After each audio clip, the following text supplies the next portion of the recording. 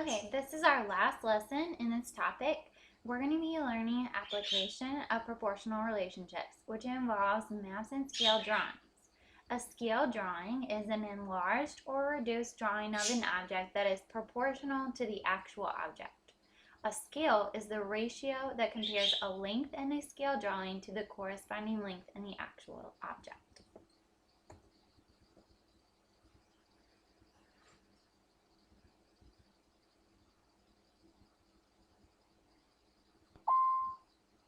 A 1-inch long scale drawing is made of a 15-foot boat. The scale can be written as 1 inch to 15 feet. Or 1 inch equals 15 feet. 1 inch is the drawing size, and 15 feet is the actual size.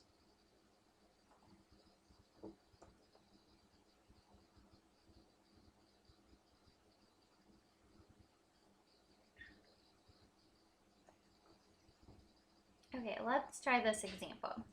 We have a map. It has a scale in the corner. We are wanting to find how long the migration is in real life. Obviously, we only have the map version, so it's much smaller. Okay, we can use our ruler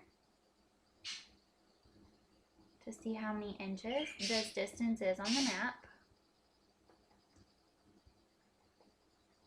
Whoa.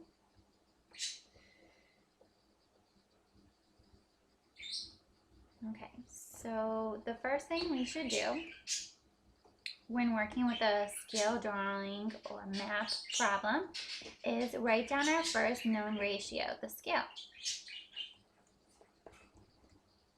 And then we can create a proportion. We know that it's 6 inches in the drawing. So will we place that 6 inches on top or on bottom? Well, we should place the 6 inches on top to go with the 1 inch that indicates the measurement in the drawing. Then we can solve for the real life measurement that represents 6 inches. We can use our cross multiplication techniques. 6 times 400 and 1 times x. Well, 1 times x is just x anyways.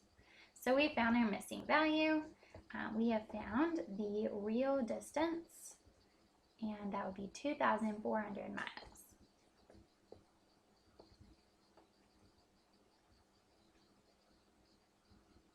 Okay, see if you can do this on your own. Pause the video, try it out, and then we will check it out together. Okay, the first thing you can always do is write your scale as your first known ratio, and then create a proportion. It looks like we are at about 1 1/4 inches. Or you could even say 1.25. Guess a lot of times we don't like fractions so much. And we can solve for the real distance. Notice that we put the inches measurements, the measurements from the map on the top, and the actual measurements on the bottom, just to keep everything aligned so we can get our correct answer. 1.25 times 110.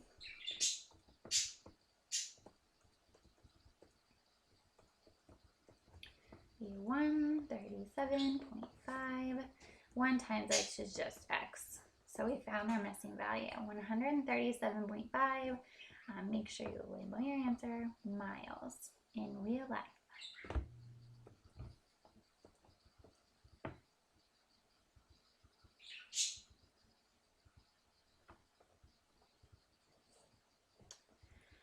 There is a proportional relationship between a scale drawing and the actual object. The scale that we're using is our constant of proportionality.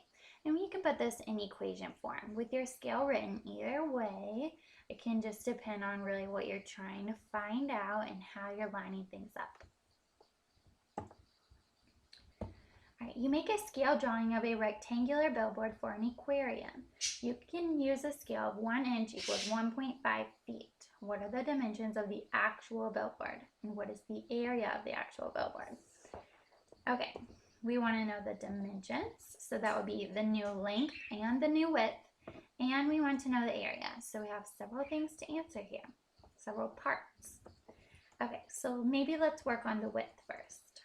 That would be the shorter side. The first thing you can always do is write down your scale.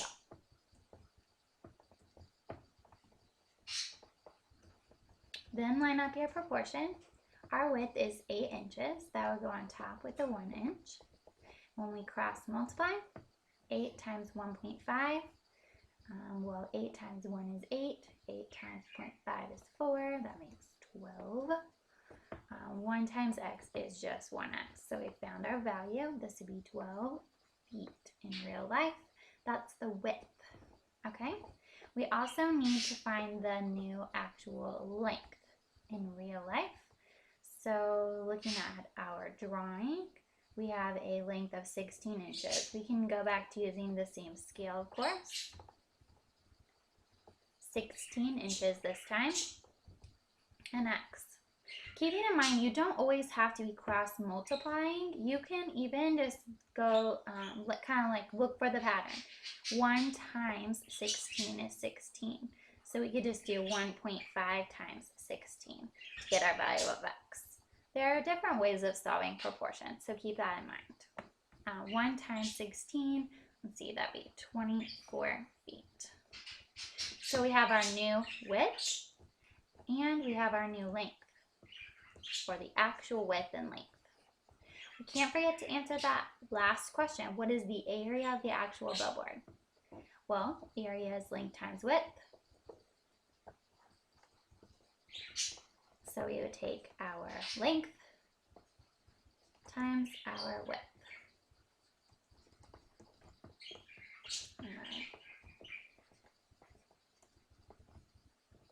You can always use a calculator to make things go faster.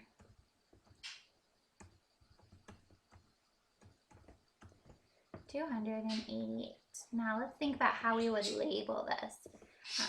Whenever we calculate area, it's always in some kind of unit squared.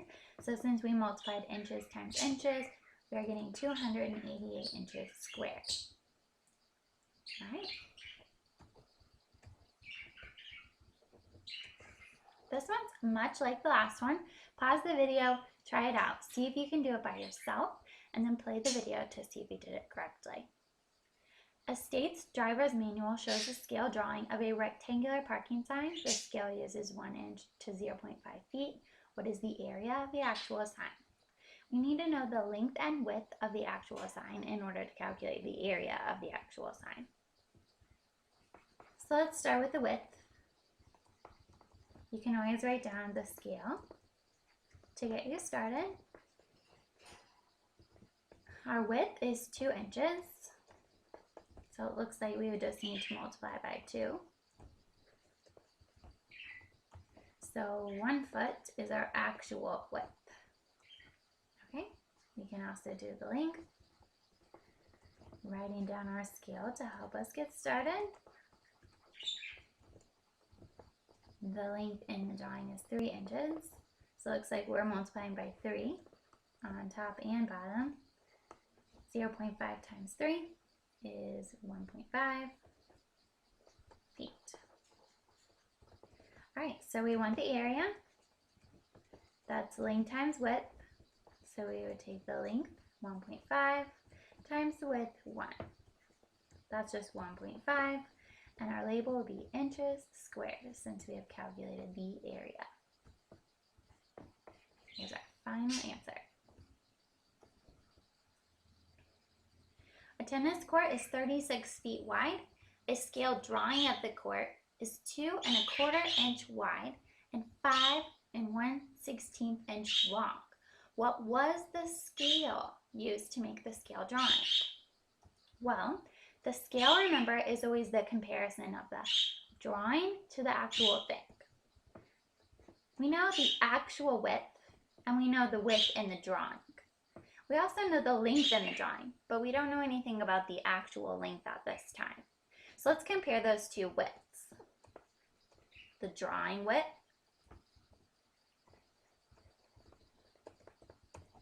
compared to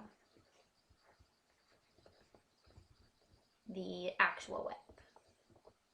Okay, so we have different labels, but that happens frequently when you talk about the scale on a map or in a drawing. So it's okay about those labels.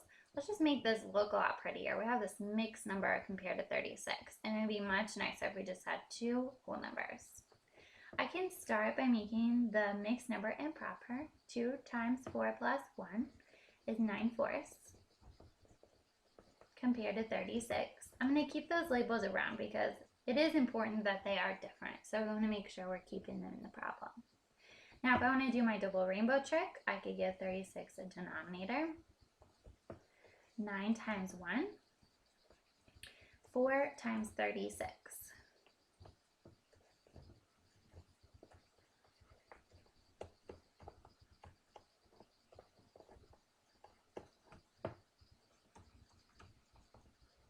Okay, and then we want to reduce if we can. Maybe we could try to reduce by 9. 144 divided by 9. 9 goes into 14 one whole time. 5 left over. 9 goes into 54 6 whole times. So 9 divides 144 16 times. So we would get a ratio of 1, remember that's 1 inch, to 16 feet. And that's a pretty nice scale that you wouldn't mind seeing on a map. All right.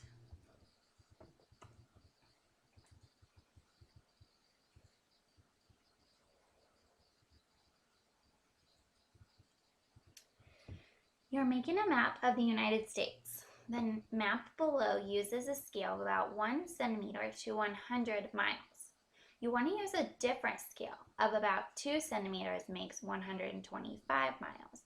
What will the dimensions of Kansas be on your map? Okay, so if we have a map already that already has a scale and we want to use a different scale, it's probably going to be pretty important to just find the actual dimensions of Kansas first, using the first scale. Okay, so using our first scale, we can work out the measurements on our map. So let's see, multiply by 2.1.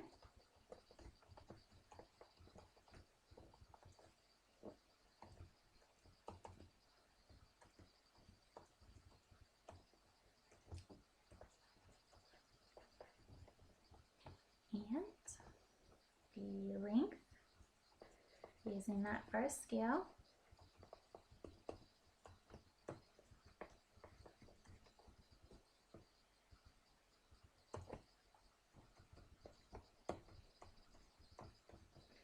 okay, so we know the actual dimensions of Kansas are 210 miles by 400 miles. Okay, we want to use a new scale. So we're going to use this new scale with those actual dimensions. These old dimensions are for the old scale, so we can't use them anymore. All right, using our new scale,